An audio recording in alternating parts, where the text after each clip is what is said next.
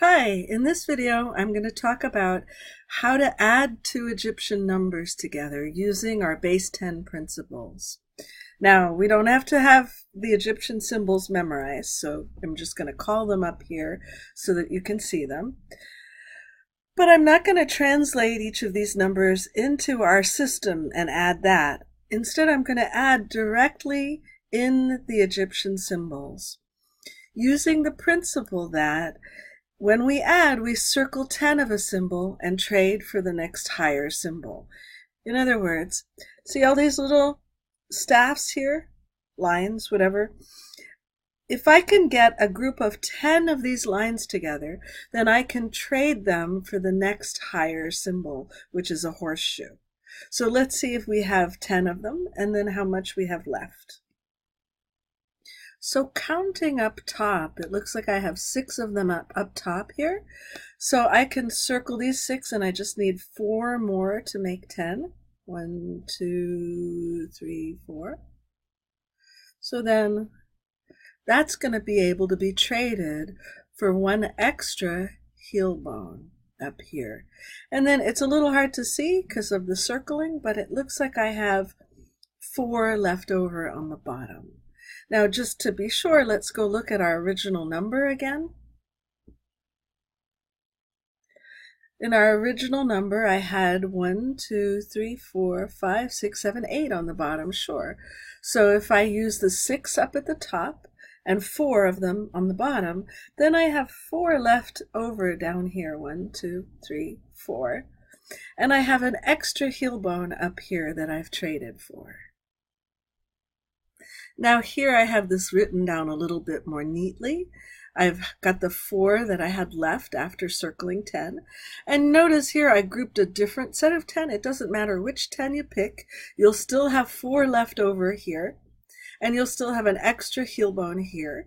And that'll make 1, 2, 3, 4 heel bones plus these 4. That makes 8 heel bones. Now 8 is not enough to trade. So we just leave all 8 down there. Remember that our general principle is that if we have 10 of a symbol, then we trade for the next one higher. So now let's look at the scrolls and count how many scrolls we have. 1, 2, 3, 4, 5 on top and 5 on the bottom. So now if we circle those scrolls, we have 10 total scrolls. That means that when we circle those scrolls, we're going to trade the scrolls for the next one higher, which is a flower. So we're going to get an extra flower there. And there aren't going to be any scrolls left to put down here. So then we're going to count up our flowers. Now again, here's sort of a neater version of it, right? So I've got all these scrolls, I traded it for an extra flower, and it's going to end it up with us having 12 flowers. We'll trade 10 of those flowers for an extra pointing finger, and we'll have 2 flowers left here. Now, you could write this whole thing in Hindu Arabic. It was 1 and then 5 flowers, so 1, 5. And then 5 scrolls, 5, then 3 heel bones, 3, and then 6, right? So that's 15,536. And then we could add the number below it, and we could add them together. But please only do that to check, because I really want you to get into just the pure trading the same way you do with the base 10 blocks, so that you understand the whole principle of the trading behind it. Okay, so now let's talk about subtraction. So again, you don't have to memorize the symbols. So let's just talk about how we would subtract in principle.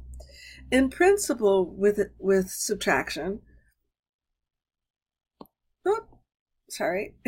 in principle, there we go. Now I found my principles. Here we go. When we added, we circled 10 of a symbol to trade for one of the next higher. When we subtract, we go in the other direction, the opposite direction, and we're going to trade 1 symbol for 10 of the next lower symbol. And again, you don't have to have the symbols memorized, so here they are. So now let's take a look at the subtraction. So here we've got this number's got a pointing finger, that's 10,000. It's got a flower, but we don't have to translate, right? What we do have to do is notice, start at the ones place, and notice we have plenty of staffs here, or lines, whatever you want to call them, to be able to subtract. So all we do is subtract whatever, 1, 2, 3, 4, 5, 6. These, they're very hard to see. They're tiny. So we've got 6 of them, I think, minus 1, 2, 3, 4, 5, 7 of them, minus 1, 2, 3, 5 of them is 2 of them. There we go. So that's fine.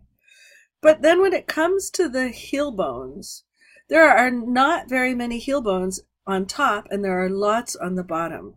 In order to subtract, we need this to have more heel bones up here.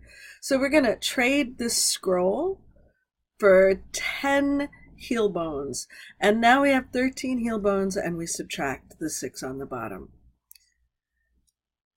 And again, you keep going like this, trading 1 for 10 if you need to in order to be able to subtract. And again, you can translate everything into Hindu Arabic if you like maybe to check or maybe at the same time.